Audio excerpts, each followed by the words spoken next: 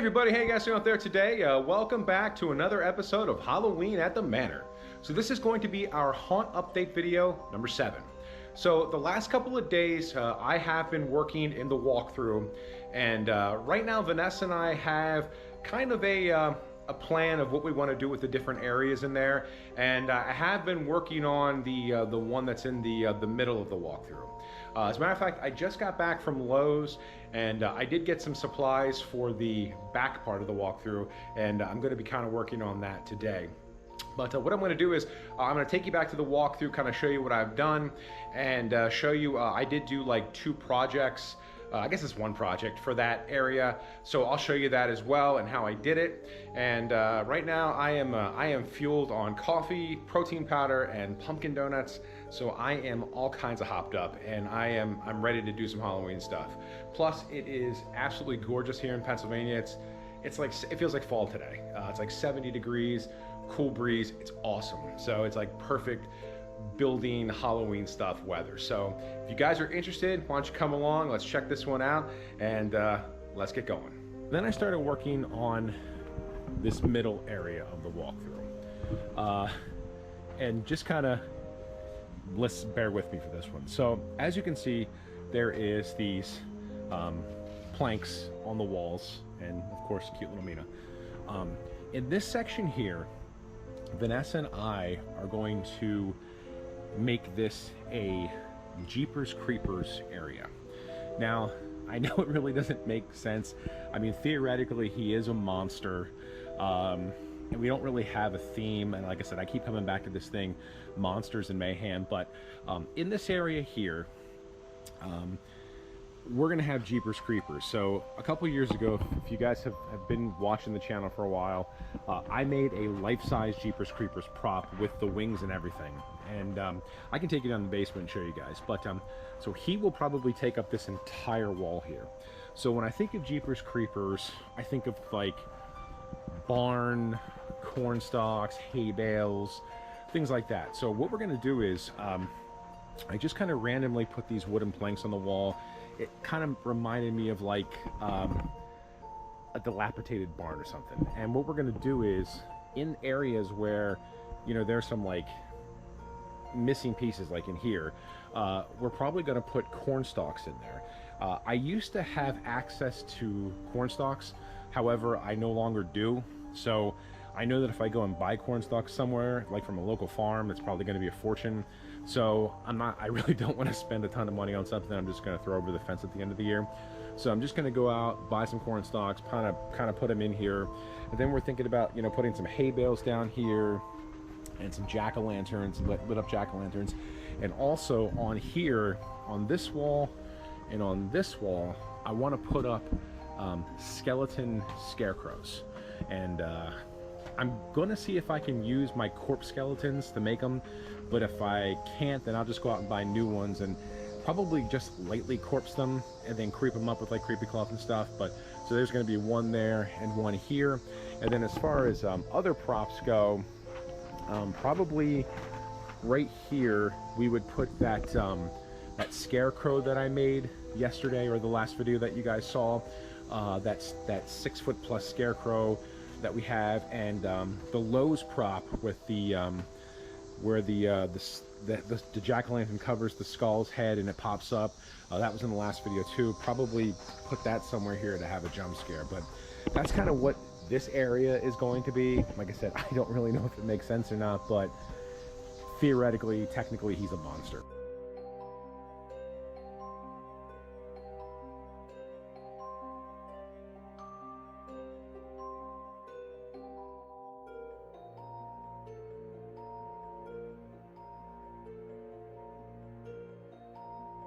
All right, guys, so today we're going to start working on the skeleton scarecrows that we're going to put in the Jeepers Creepers room. So I went out this morning and I got all the supplies that I think I'm going to need. I ended up going to At Home and buying 2 of these skeletons here.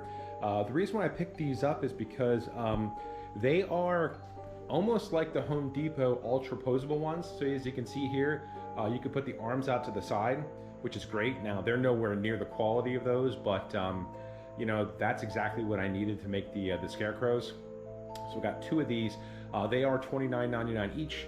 I got a couple of 2x3s, 2x3x8s at Home Depot. Picked up a couple of these in the 70% off bin.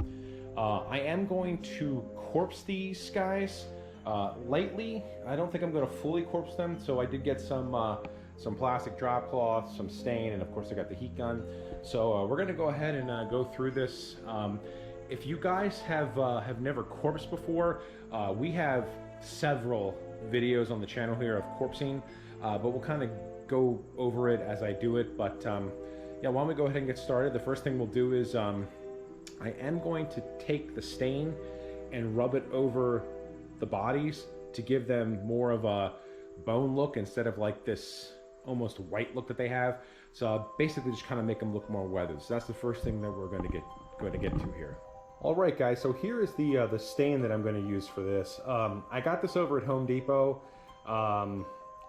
It's called Early American. It's kind of in between a dark stain and a light stain. It's kind of in the middle, so that's what I'm going to use. So what I'm going to do is I'm going to pop this open here, and I'm going to use a towel or a rag and just rub the stain over the bones. Now, there's other ways that you can do this. You can actually take a paintbrush, paint it, and then use paper towels and wipe it off. Either way works. That's just how I'm going to do it now. So let me go ahead and I'll get this started here. All right, guys, here we go. Also, probably a really good idea to wear some kind of gloves. These are painter's gloves. These should work, but just going to take this rag here, put it in the stain like this, and just start wiping this over everything to kind of give it that darker bone look.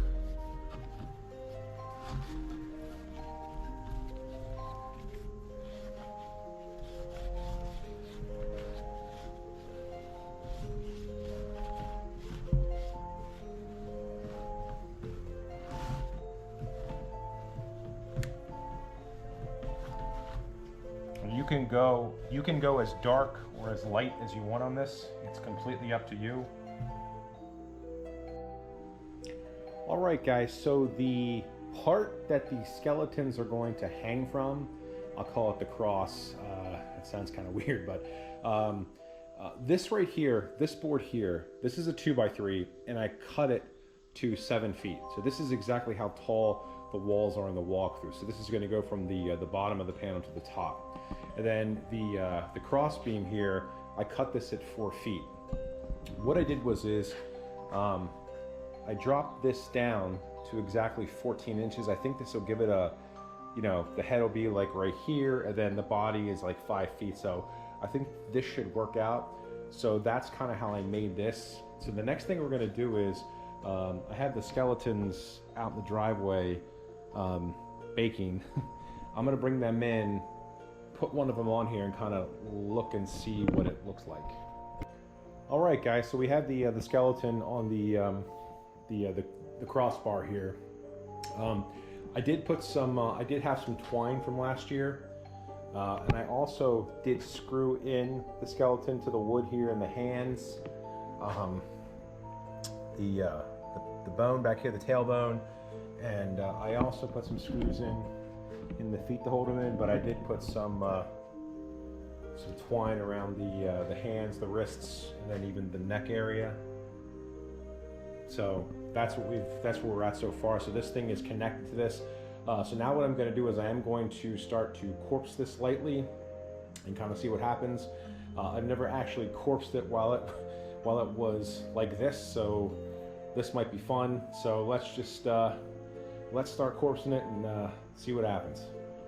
All right, guys, like I mentioned, we have done a lot of corpsing videos here on this channel. So if you wanted to see how to corpse, please go check those out. I'll try to do like a short kind of tutorial on how to do it.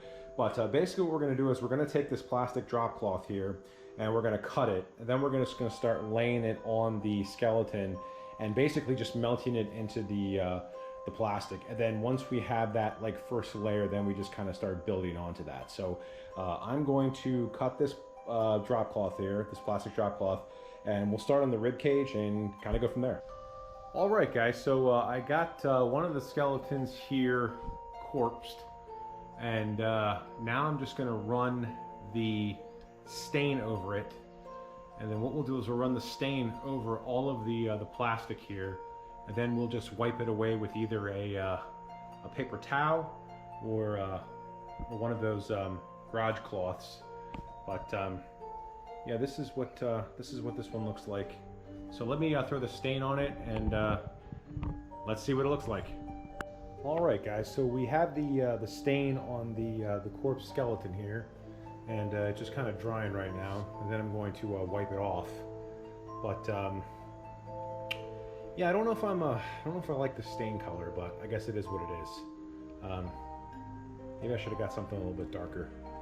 But this is what it looks like right now. And the good thing about the corpsing is the detail that you can get. It's just awesome. So I'm gonna let this kind of seep in for a little bit, and then what we'll do is we'll wipe it down, and that should be it for this one. All right, guys. So yesterday I was able to finish up both of the Scarecrow skeletons, and here's what this one looks like on the left side of the wall. And I don't think these came out too bad. I'm not a fan of the stain color. I kind of wish it would have been, I would have gotten something a little bit darker. I just don't think it's what I was expecting. But you know, overall it looks doesn't look too bad. But yeah, I kind of wish the stain was, I kind of wish I would have got a darker stain. But Vanessa came out here last night, and she thought these guys were awesome. She said that she has a couple of old flannel shirts that we might be able to cut up and kind of like drape off of it, like the clothing has rotted over time. So that's this guy here, and then over on this wall we got this guy here, and pretty much did the same thing as the other guy. Lightly corpsed it, put some creepy cloth on. But yeah, I think these guys look really cool. Like I said, I just wish I would have got a darker stain. All right, guys, so today what I'm gonna work on is I bought 7 4-foot by 8-foot panels of the 5mm plywood. And what I'm going to do is I'm going to paint these panels to look exactly like the front of the walkthrough, that like stone brick look. And then what I'm going to do is I'm going to put these on the walls in the back part of the walkthrough, so it kind of looks like you're walking through a castle. Now I don't know if I'm going to do this on every single panel back there. There are a lot of panels in the back, and honestly, I've already spent a ton of money on Halloween this year. I would eventually like to get to a point where every single panel in the walkthrough is covered by 5mm plywood. And then what would be cool is if, like, on one side it was like that stone brick look, and then on the other side when we do Carnival, it would be like red and white stripes. I think that's what I want to eventually get to. But for now, what I'm going to do is I'm going to start with these 7 panels. I'm going to paint them gray. And then what I'll do is I'll put the black grid lines in, and then instead of blotting on the white like I did for the front of the walkthrough, I'm just going to dry brush on white because that'll be a little bit faster because there's so many panels I have to do. So that is what I am working on today, and when I get one of these done, I'll let you guys see what it looks like. All right, guys, quick little progress update here. I have 3 of the panels painted gray, so I have 4 more to go, and then once I get them all gray, then we'll start putting the grid lines on, and then dry brush on the white. All right, guys, quick update here with the walkthrough. I did get these panels put on this side of the room, and I have all the grid lines painted on. I have not dry brushed on the white yet. What I'm going to do is I'm going to wait to do that. I'm going to put, I have 4 more panels that will go across all of here as well. So I'm going to wait to dry brush the white on once I get all this done too. All right, guys, quick walkthrough update here. So I got in here This is the back vampire area.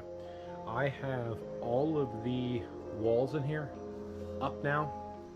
They are painted, they are dry brushed with white paint. You know, the dry brushing is okay. It's not as good as what I did on the front, where I kind of blotted on the paint, but I think this works, especially too, you know, it's going to be dark in here and no one's really going to be paying attention. But I did get this done and worked on this today for like 8 hours. So this is done, and now we'll just have to figure out kind of like what we want to put in here, kind of spook it up. Like we said, the nun is going to go here and kind of shoot out this way as they walk in here, this entrance. And I don't know, I had some ideas for some props, but that might have gotten changed. But anyway, this is done.